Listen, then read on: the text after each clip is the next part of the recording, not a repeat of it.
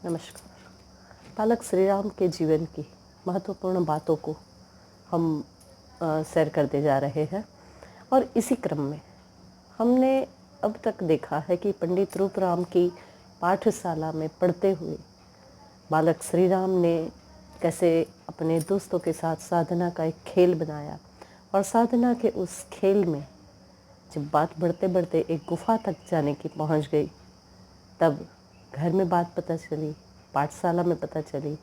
पाठशाला से जब बात घर तक आई तो ताई जी ने श्री राम को समझाकर थोड़ा सा नाराज़ होके मगर श्री राम से ये वचन ले लिया कि आगे से वो उस गुफा में कभी नहीं जाएंगे। और श्री राम ने ये वचन दिया और ताई जी निश्चिंत है कि बेटे ने वचन दिया है तो वो निभाएगा इस बात को। इसी तरीके से श्री राम का वहाँ जाना तो बंद हो गया, मगर ये एक साधना क्रम में अल्प विराम हो सकता था। किसी दिव्य आत्मा के लिए साधना से दूर रहना इतना ही असंभव था जितना सांसों के बिना जीवन का कोई और रास्ता उन्हें खोजना ही था। धीरे धीरे वो रास्ता भी उनने खोज लिया। गांव के बाहर एक शिवालय आम्रकुंज में, और निर्जन है, ज़्यादा लोग वहाँ नहीं जाते। यूँ कहिए कि सोमवार के दिन इक्का दुक्का लोग, बाकी नहीं। और अब श्री राम ने उस स्थान को अपना साधना के लिए डेरा जमाया। ताई जी इस बात को जानती है, बाकी और किसी को उन्होंने बताया नहीं है, मगर उनका साधना क्रम निरंतर जारी है। समय से जाते, समय से आते, इसलिए कभी ताई जी को या किसी को शिकायत का मौका भी नहीं मिला। एक बार बहुत विलंब हो गया और श्री राम नहीं लौटे।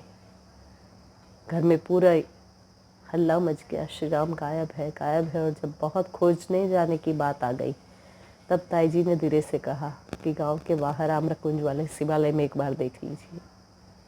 और तब सबको पता चला कि ये माँ बेटे की आपसी समझौते का नतीजा था कि श्री राम उस शिवालय में जाकर साधना करते थे। मगर साधना की ये ललक अपने क्या कहिए मूल से खिंचाव की ये ललक, जहाँ से आए थे उस स्थान के पाने की ललक छोटी सी उम्र में श्री राम को व्याकुल करने लगी। शायद बालक होने के नाते उतनी ज़्यादा समझ उस समय न भी हो, मगर फिर भी हिमालय के प्रति जो उनका खिंचाव था वो तो अभूतपूर्व था। तभी तो 7-8 साल की नन्ही सी उम्र में, पता है घर से जाने नहीं देंगे, शौचालय के शौच के लिए हाथ में लोटा लिए मात्र निकर पहने निकले हैं और चल पड़े।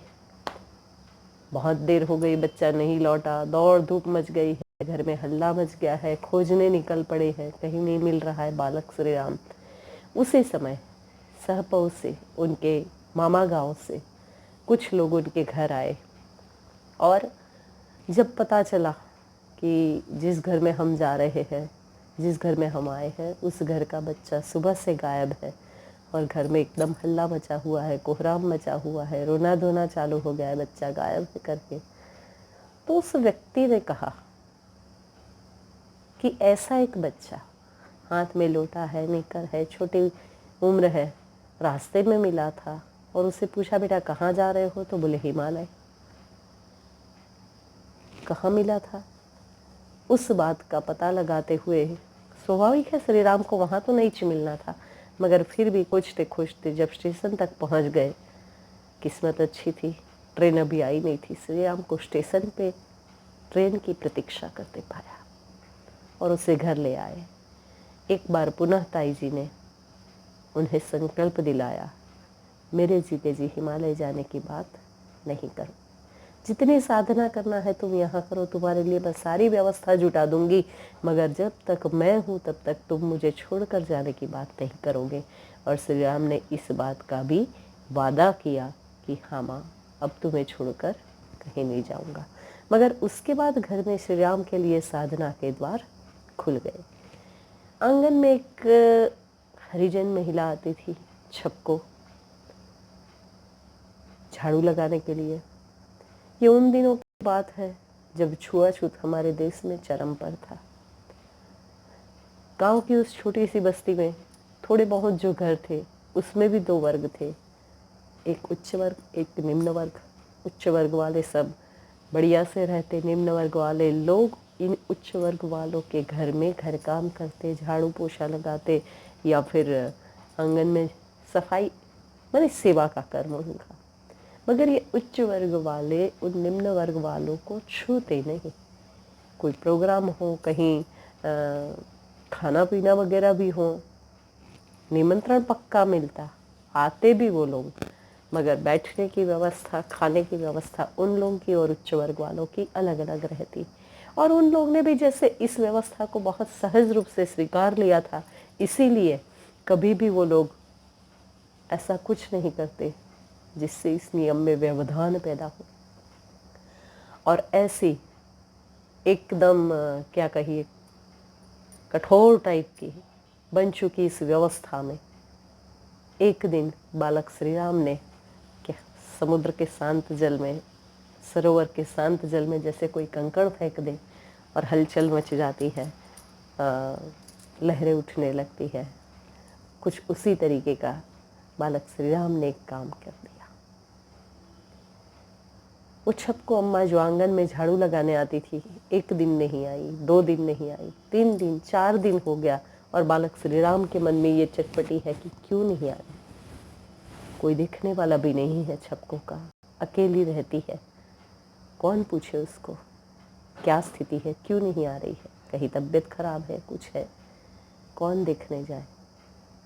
और लोगों से, अपने साथियों से उस बात का पता लगाते हुए छपको अम्मा का घर खोजते खोजते श्री राम एक दिन उनके घर पहुंच गए। अछूत लोगों की इस बस्ती में कोई उच्च वर्ण का जाता नहीं था। बालक श्री राम को देखकर सबको बड़ा आश्चर्य लगा, ब्राह्मण घर का एक बेटा और इस बस्ती में क्या कर रहा है, मगर उसको पूछने की किसी की हिम्मत नहीं थी। और श्री राम पहुँच गए पूछते पूछते छपको अम्मा की झोंपड़ी में। टूटी फूटी सी वो झोंपड़ी और उसमें टूटी सी चारपाई में छपको अम्मा लेटी है, हाथ में फोड़ा हुआ है, पक कर बुरी तरह से पस से भरा हुआ है और उसी के दर्द की वजह से बहुत तेज बुखार है। 3-4 दिन से वो इस चारपाई में पड़ी तड़प रही है, न दवाई देने वाला कोई है, न एक बूंद पानी पिलाने वाला। श्री राम उसकी इस हालत को देखकर कांप गए, रूह तक हलचल मच गई। कोई इंसान ऐसी भी स्थिति में हो सकता है। और तब भागते गए वैद्य जी के पास, मरहम पट्टी करने का तरीका भी जान लिया, कुछ औषधियाँ भी साथ ले ली।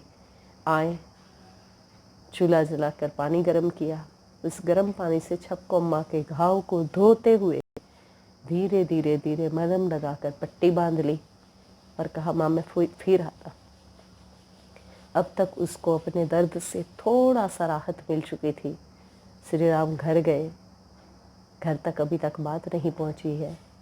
भोजन करने बैठे हैं, हाथ मुंह धो के गरम गरम रोटी और सब्जी को मिक्स करके अपनी जेब में भर लिया और थोड़ा सा खा के उठ गए और फिर एक बार भाग के पहुंच गए छपको अम्मा के पास और माँ को भोजन कराया।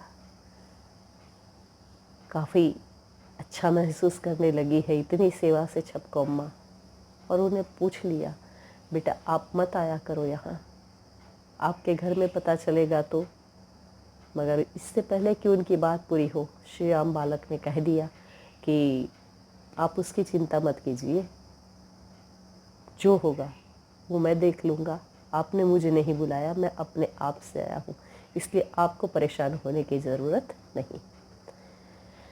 मगर जब तक घर पहुँचे तब तक घर में बात भी पहुँच चुकी थी और आंगन में चाचा जी खड़े थे, गंगा जल गौमूत्र की व्यवस्था करते हुए श्री राम का शुद्धिकरण कराया गया और तब जाके श्री राम को घर में लिया गया।